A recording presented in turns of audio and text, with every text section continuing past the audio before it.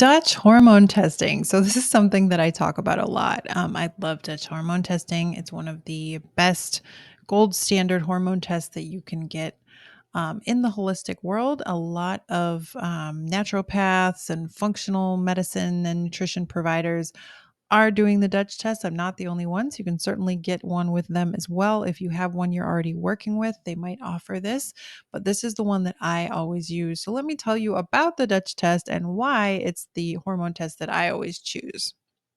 So, Dutch, first of all, it's not like the people from Holland. It actually stands for Dried Urine Test Comprehensive Hormones. So, it's just an acronym for that. That's how we got the name Dutch. And what does a Dutch test measure? Well, it's going to measure your sex hormones. That's actually three types of estrogen. We tend to think of estrogen as just one hormone, but we actually have three main types of estrogen: progesterone, testosterone. It's also going to measure your hormone metabolites and your estrogen metabolism pathways. Now, this is really important because we make hormones every day. They do their job, and then they have to get metabolized and excreted safely from the body. So, all parts of this process are important. The fact that we're making them, the fact that they're doing their job, and the fact that they're getting metabolized and excreted accordingly. If any one of these, you can think of it as like a three-legged stool. If any one of these legs is missing, we can have problems or hormonal imbalances, issues in the body. So we want to look at, do we have good levels of hormones? And we also want to look at, how are they metabolizing? Are the metabolites, the amount of metabolites or the way that the body metabolizes them also tells me the way that the hormones are behaving in your body. And with estrogen specifically, it's so important that we metabolize it properly. If we don't, it can lead to higher risk for things like female cancers, like breast cancer. So the Dutch test will measure those metabolism pathways. And if that is something that's an issue, that is something we can find out and correct. So, very valuable. In addition to sex hormones, the Dutch test also measures your adrenal hormones. So, it's your cortisol, which is your stress hormone, and your DHEA, which is your stress recovery hormone. This is crucial because all of your hormones, adrenal and sex, are made out of the same raw material. And so, what I find over and over again is that the body will always give priority to making cortisol because we need it to be alive, we need it to survive, and it will often put the sex hormones on the back burner. So we always want to check out, how is your cortisol, and take that into account when we're looking at how your sex hormones are doing. Also, DHEA not only is a stress recovery hormone, it's also a parent hormone for testosterone and estrogen.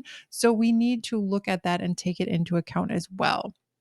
Really, what this does is it just gives me a very complete hormonal picture of your hormonal levels and how they're interacting with each other and how they're metabolizing. Then it also includes an OAT test. So this stands for organic acid test. Really, what they're doing is they're taking advantage that it's urine and that they have metabolites. And so in those metabolites, they can measure markers that correlate with hormone health. So this is things like your vitamin B6, your B12 metabolites, your glutathione, oxidative stress, which causes damage and aging and inflammation in the body.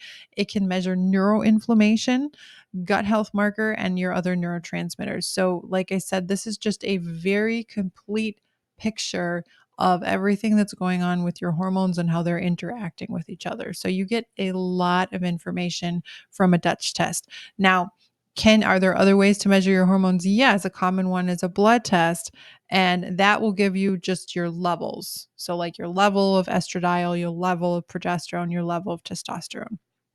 So the Dutch test gives you a lot more information. We can still work with that if you've had a blood test done and you would like me to, you're working with me one on one, you'd like me to look at it. We certainly can still do that. I just love Dutch because it gives us that much more information. So, who is a Dutch test for? Well, it's women of any age.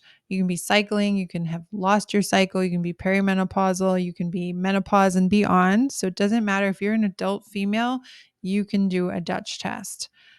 Men can do it too, but this group isn't for men, so I'm not going to talk about that.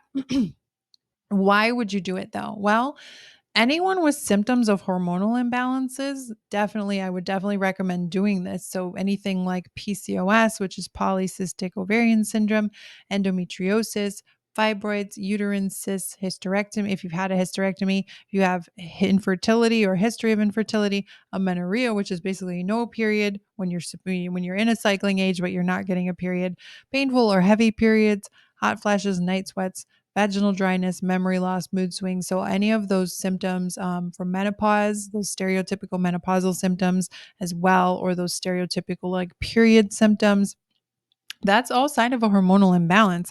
They might be common, but that's not actually normal. It's just common. So we tend to think it's normal. But if you have any of those things going on, get your hormone levels tested. There's probably an imbalance going on.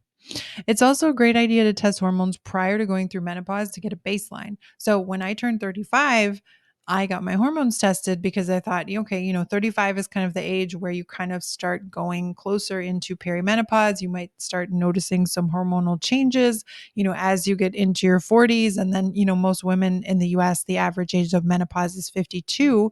But, those hormonal changes can start up to like 15 years before that. So I wanted a baseline of where my hormones were at 35. So as I go into perimenopause and get closer to menopause, I can be tracking and I know, okay, that was normal for me. Now this change, it gives me more information.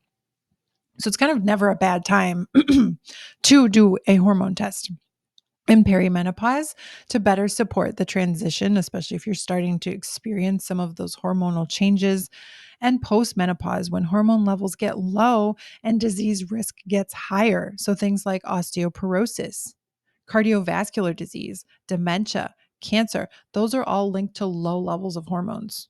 Like, did you know that most people in nursing homes are in there because of low levels of hormones, which led to degeneration of muscle and body and, mental capacity and things like that? It really started with the fact that their hormones were low first. Also, estrogen metabolism pathways help predict breast cancer risk. So that's a very, very valuable thing for us as women to know how we're metabolizing estrogen and make sure that we are doing so safely and appropriately. All right. So this is a little sample of kind of what you would see when you get your Dutch test summary. This is the summary that comes on the first page.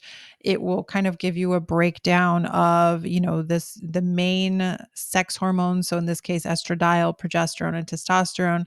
When you look at these dials, they kind of look like a speedometer on your car. And then, if you do this test with me, I'll walk you through basically what we want to see and, where you're supposed to be for your age. And then we'll also take your symptoms into account. Then your adrenal hormones. So here it's showing the cortisol curve, the graph. So this is um, when you do a Dutch test, you actually take 4 to 5 samples over the course of a day and a night. Reason being is that cortisol naturally fluctuates throughout the day. It does go higher in the morning, and that gives us that energy to get up and get out of bed and get moving.